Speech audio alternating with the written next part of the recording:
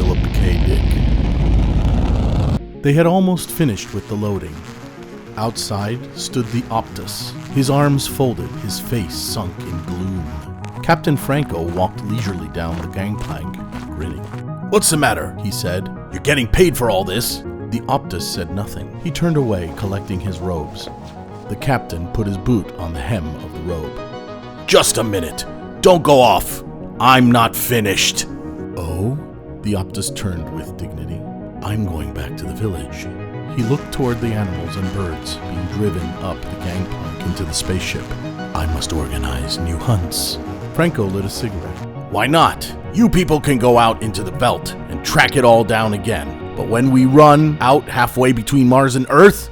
The Optus went off, wordless. Franco joined the first mate at the bottom of the gangplank. "How's it coming?" he said. He looked at his watch. "We got a good bargain here." The mate glanced at him sourly. "How do you explain that?" "What's the matter with you? We did it more than they do." "I'll see you later, Captain." The mate threaded his way up the plank between the long-legged Martian go-birds into the ship. Franco watched him disappear. He was just starting up after him, up the plank towards the port, when he saw it. "My God!" He stood staring, his hands on his hips. Peterson was walking along the path, his face red, leading it by a string. "I'm sorry, Captain," he said, tugging the string. Franco walked toward him. "What is it?" The wub stood sagging, its great body settling down. It was sitting down, its eyes half shut. A few flies buzzed around its flank, and it swished its tail. It sat. There was silence. "It's a wub," Peterson said. "I got it from a native for 50 cents. He said it was a very unusual animal, very respected." "This?" Franco poked the giant sloping side of the wub. "It's a pig! A huge dirty pig!" "Yes, sir, it's a pig. The natives call it a wub." "A huge pig. It must weigh 400 pounds!" Franco grabbed the tuft of the rough hair. The wub gasped. Its eyes opened, small and moist. Then its mouth twitched. A tear rolled down the wub's cheek and splashed on the floor. "Maybe it's good to eat," Peterson said nervously. "Well, we'll soon find out," Franco said. The wub survived the takeoff, sound asleep in the hold of the ship. When they were out in space and everything was running smoothly, Captain Franco bade his men fetch the wub upstairs so that he might perceive what manner of beast it was. The wub grunted and wheezed, squeezing up the passageway. "Come on," Jones grated, pulling at the rope. The wub twisted, rubbing its skin off on the smooth chrome walls. It burst into the anteroom, tumbling down in a heap. The men leapt up. "Good Lord," French said. "What is it?" "Peterson says it's a wub," Jones said. "It belongs to him." He kicked the wub. The wub stood up unsteadily, panting. "What's the matter with it?" French came over. "Is it going to be sick?" They watched. The wub rolled its eyes mournfully. It gazed down at the men. "I think it's thirsty," Peterson said. He went to get some water. French shook his head. "No wonder we had so much trouble taking off. I had to reset all my ballast calculations." Peterson came back with the water. The wub began to lap gratefully, splashing the men. Captain Franco appeared at the door. "Let's have a look at it." He advanced, squinting critically. "You got this for 50 cents?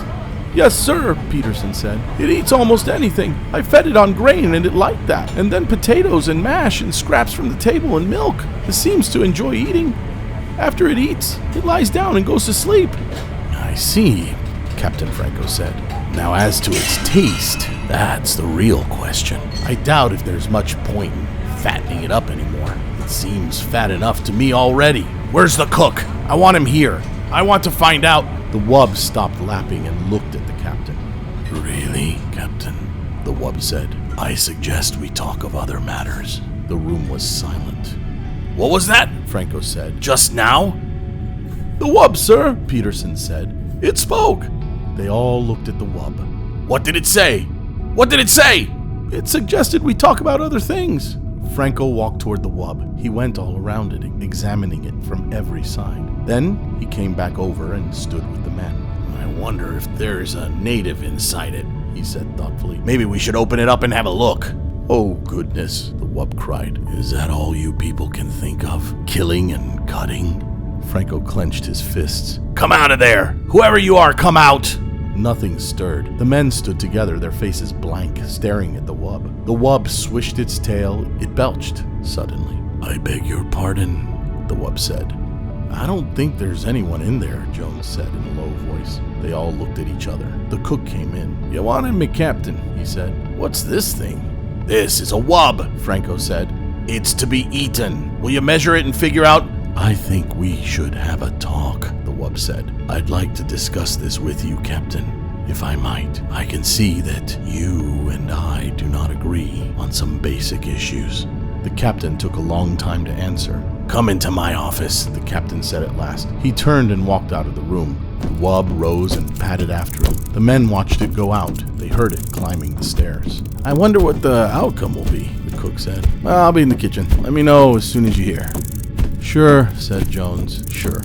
The wub eased itself down the corridor with a sigh. You must forgive me, it said. I'm afraid I'm addicted to various forms of relaxation. When one is as large as I, the captain nodded impatiently. He sat down at his desk and folded his hands. All right, he said. Let's get started. You're a wub, is that correct? The wub shrugged. I suppose so. That's what they call us, the natives, I mean. We have our own term. And you speak English? You've been in contact with Earthmen before? No. Then how do you do it? Speak English? Am I speaking English?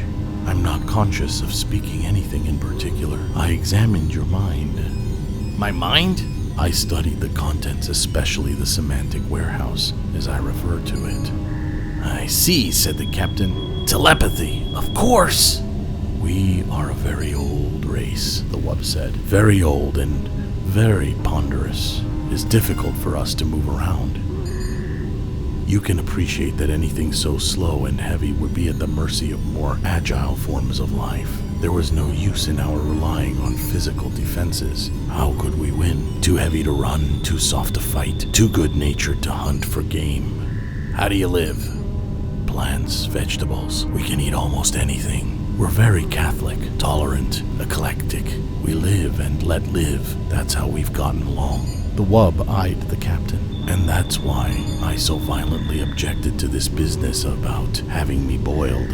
I could see the image in your mind. Most of me in the frozen food locker, some of me in the kettle, a bit for your pet cat. So you read minds, the captain said. How interesting. Anything else? I mean, what else can you do along those lines?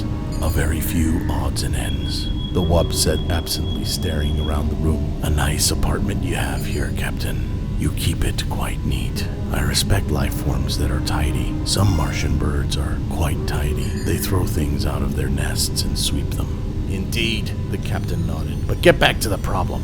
Quite so. You spoke of dining on me. The taste, I am told, is good, a little fatty but tender. But how can any lasting contact be established between your people and mine if you resort to such barbaric attitudes? Eat me? Rather, you should discuss questions with me. Philosophy, the arts. The captain stood up. Philosophy? It might interest you to know that we will be hard put to find something to eat for the next month. An unfortunate spoilage. I know, the wub nodded, but wouldn't it be more in accord with your principles of democracy if we all drew straws or something along that line? After all, democracy is to protect the minority from just such infringements. Now, if each of us casts one vote, the captain walked to the door.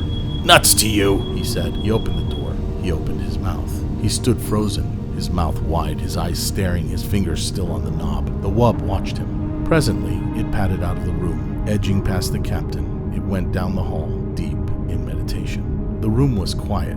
So you see, the wub said, we have a common myth. Your mind contains many familiar myth symbols. Ishtar, Odysseus. Peterson sat silently staring at the floor. He shifted in his chair. Go on, he said.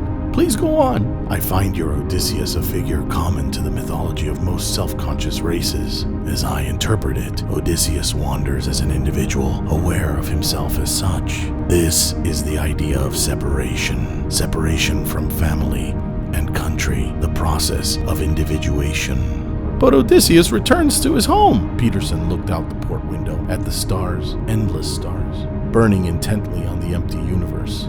Finally, he goes home. As must all creatures, the moment of separation is a temporary period, a brief journey of the soul. It begins begins, it ends. The wanderer returns to land and race. The door opened. The wub stopped, turning his great head. Captain Franco came into the room, the men behind him. They hesitated at the door. "Are you all right?" French said. "Do you mean me?" Peterson said, surprised. "Why me?" Franco lowered his gun. "Come over here," he said to Peterson. "Get up and come here." There was silence. "Go ahead," the wub said. "It doesn't matter." Peterson stood up. "What for?" "It's an order." Peterson walked to the door. French caught his arm. "What's going on?" Peterson wrenched loose. "What's the matter with you?" Captain Franco moved toward the wub. The wub looked up from where it lay in the corner, pressed against the wall. "It is interesting," the wub said, "that you are obsessed with the idea of eating me. I wonder why." "Get up," Franco said. "If you wish." The wub rose, grunting. "Be patient. It is difficult for me." It stood gasping, its tongue lolling foolishly. "Shoot it now," French said. "For God's sake," Peterson exclaimed. Jones turned to him quickly, his eyes gray with fear. "You didn't see him. Like a statue standing there with his mouth open. If we hadn't come down, he'd still be there." "Who? The captain?"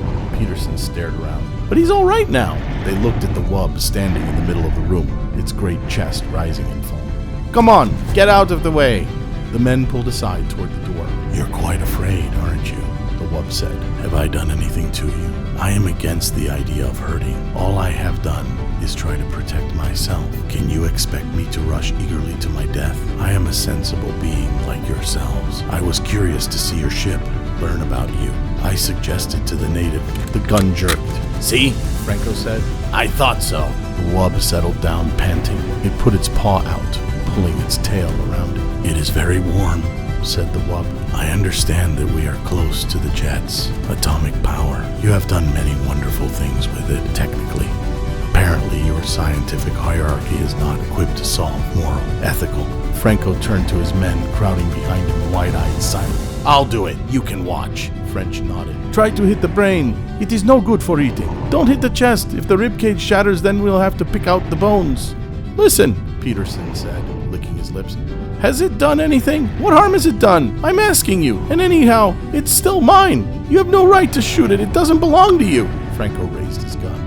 "I'm getting out," Jones said, his face white and sick. "I don't want to see it." "Me too," French said. The men straggled out, murmuring, Peterson lingering at the door. "It was talking to me about myths," he said. "It wouldn't hurt anyone." He went outside. Franco walked toward the wub. The wub looked up slowly. It swallowed. "A very foolish thing," it said. "I am sorry that you want to do it. There was a parable that your savior related." It stopped staring at the gun. "Can you look at me? Can you look me in the eye and do it?" The wub said. "Can you do that?" The captain gazed down. "I can look you in the eye," he said. "Back on the farm we had hogs, dirty razorback hogs. I can do it." Staring down at the wub into the gleaming moist eyes, he pressed the trigger. The taste was excellent. They had glumly sat around the table, some of them hardly eating at all. The only one who seemed to be enjoying himself was Captain Franco. "More," he said, looking around. "More, and some wine, perhaps." "Not me," French said. "I think I'll go back to the chart room." "Me too." Jones stood up, pushing his chair back. "I'll see you later." The captain watched them go. Some of the others excused themselves. "What do you suppose the matter is?" the captain said. He turned to Peterson. Peterson sat staring down at his plate at the potatoes, the green peas, and the thick slab of tender, warm meat. No sound came. The captain put his hand on Peterson's shoulder. "It's only organic matter now," he said. "The life essence is gone." He ate, spooning up the gravy with some bread. "I myself love to eat. It is one of the greatest things that a living creature can enjoy. Eating, resting, meditation, discussing things." Peterson nodded. Two more men got up and went out. The captain drank some water inside. "Well," he said, "I must say this is a very enjoyable meal. All the reports I had heard were quite true. The taste of wub is very fine. But I was prevented from enjoying its pleasure and pastimes." He dabbed his lips with his napkin and leaned back in the chair. Peterson stared dejectedly at the table. The captain watched him intently. He leaned over. "Come on," he said. "Cheer up. Let's discuss things." He smiled. "As I was saying before, I was interrupted. The role of Odysseus in the myths." Peterson jerked up, staring. "To go on," the captain said. "Odysseus, as I understand him,